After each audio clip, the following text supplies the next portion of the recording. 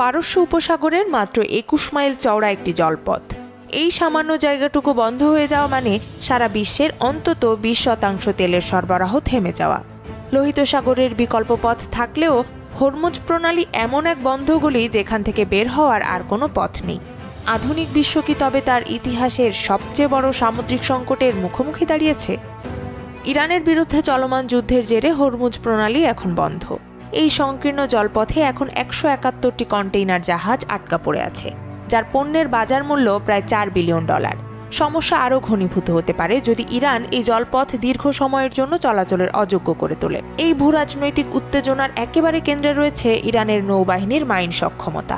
৮০ দশকের ট্যাঙ্কার ওয়ারের তুলনায় বর্তমানে তাদের মাইনগুলো অন্তত ১০ গুণ বেশি শক্তিশালী। কংগ্রেশনাল রিসার্চ সার্ভিসের তথ্য অনুযায়ী ইরানের কাছে প্রায় ৬,০০০ স্মার্ট মাইনের